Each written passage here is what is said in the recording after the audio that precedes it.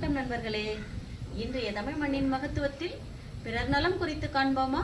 ஒரு முனிவருக்கு திருமாலுடைய 10 அவதாரங்களில் தச அவதாரம் அவருக்கு மிகுந்த பக்தியை தரக்கூடியதாக இருந்தது. அந்த அவதாரத்தை நேரில் காண வேண்டும் என்ற பெரு விருப்பம் கொண்டார். அதனால் காட்டிலே சென்று தனித்து தவம் மேற்கொள்ள வேண்டும் என்று நினைத்து காட்டிற்கு சென்று தவம் செய்து கொண்டிருந்தார்.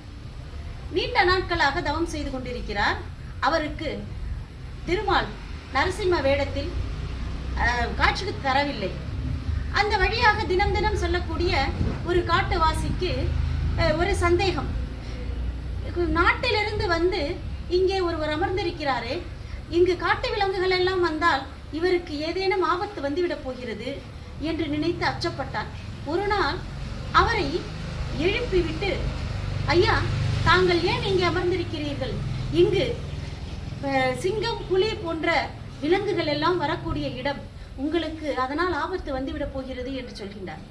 அதற்காக நான் கவலைப்படவில்லை பா, நான் நரசிம்மரை காண வேண்டும், அதனால் தான் இங்கு வந்து தவம் செய்து கொண்டிருக்கிறேன் என்று சொல்ல, அவருக்கு நரசிம்மர் என்று யார் என்று அவனுக்கு தெரியவில்லை. அப்படி தெரியாத போதும் இவருடைய துன்பத்தை போக்க வேண்டும் என்ற ஒரே காரணத்திற்காக நடு காட்டிலே சென்று நிற்கின்றார். நின்று கொண்டு நரசிம்மா வா, நரசிம்மா வா, நரசிம்மா வா என்று அவரை அழைக்க, பக்கத்திலே மனித உருவமும் சிங்க முகத்துடனும் ஒரு உருவம் வந்து நிற்கின்றது. இவன் பார்த்துவிட்டு ஆச்சரியப்படுகிறான். காட்டில் இது போல விலங்கினங்களை பார்த்ததில்லையே, நாட்டில் உள்ள மனிதர்களும் இந்த உருவத்தில் இருக்க மாட்டார்களே, இரண்டும் கலந்த வடிவத்திலே வந்திருப்பது யார் என்று தெரியவில்லையே என்று மனதிற்குள்ளாக அச்சம் கொண்டு, நீ யார் என்று கேட்கின்றார். அப்பொழுது, நீதானே என்னை அழைத்தாய், நரசிம்மா வா என்று அழைத்தாய் அல்லவா, நான் வந்துவிட்டேன், உனக்கு என்ன வேண்டும் கேள் என்று கேட்கின்றார். உடனடியாக அவர் அப்படியே அவருடைய குழந்தை போல அவருடைய கையை பிடித்து கொண்டு அப்படியே அழைத்து கொண்டு வருகிறார். எங்கு போகிறார் தெரியுமா? அந்த தவம் செய்யக்கூடிய முனிவர் முன்பாக சென்று நிற்கின்றார். நின்று மீண்டும் அவரை எழுப்பிவிட்டு அவரிடம், நீ நரசிம்மரை தானே காண வேண்டும் என்று ஆசைப்பட்டாய், தூ அழைத்து கொண்டு வந்து விட்டேன் என்று காட்ட, அவர் பார்த்த முனிவருக்கு அதிகமான ஆச்சரியமும் அதிசயமும் கலந்த பார்வையாக அவரை பார்க்கின்றார். அப்போது அவர் கேட்கின்றார், இவ்வளவு நாட்கள் ஊன் உறக்கமின்றி இப்படி தவம் செய்து கொண்டிருந்தேனே, எனக்கு காட்சி தரவில்லையே. நரசிம்மா, ஒரு காட்டுவாசி, அவனுக்கு இறை என்றாலே என்னவென்று தெரியாது, அவனுக்கு போய் இப்படி அழித்தவுடன் வந்துவிட்டாயே, என்ன காரணம்? நான் என்ன தவறு செய்தேன் என்று கேட்க, அப்போது திருமாலாகிய நரசிம்மர் சொல்கிறார், நீ என்னை காண வேண்டும் என்று ஆசைப்பட்டது உன்னுடைய ஆசையினால், உனக்காக மட்டுமே உள்ள ஆசை அது. என்னை காண வேண்டும் என்று உன் உடலை வருத்தி கொண்டாய்.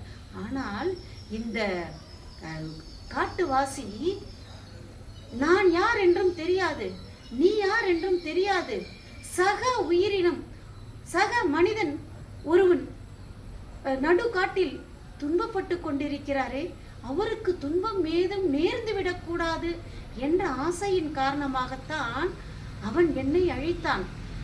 உனக்காக நீ வேண்டும் போது நான் உனக்கு அருள் செய்வேன். ஆனால் பிறருக்காக அவன் வேண்டிய போது உடனடியாக வந்துவிட்டேன் என்று சொல்கின்றார் அந்த நரசிம்ம அவதாரத்தில் இருந்த திருமால். அதை கேட்ட பிறகு அவருக்கு பொறி தட்டியது போல் இருந்தது. ஆமாம், நாம் தவம் இருக்கிறோம், நம்முடைய மோட்சத்திற்காக நாம் தவம் இருக்கிறோம், மக்களுக்காக நாம் என்ன செய்தோம், யாருக்கும் எதையும் செய்யவில்லையே என்று யோசித்து பார்க்கிறார்.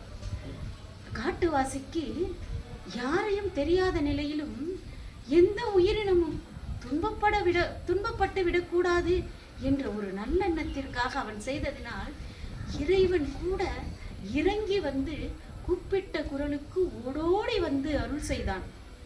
ஆம் நண்பர்களே, நாம் நமக்காக வாழ்வதை விட பிறருக்காக வாழும்போது இறைவன் கூட நம் அருகிலே வந்து நமக்கு வேண்டியதை எல்லாவற்றையும் தருவான். பிரபஞ்ச சக்தி நாம் பிறருக்காக வாழும்போது நமக்கு என்னெல்லாம் எப்போதெல்லாம் தேவையோ அவற்றை நமக்கு அருள கொடுக்க காத்திருக்கின்றது.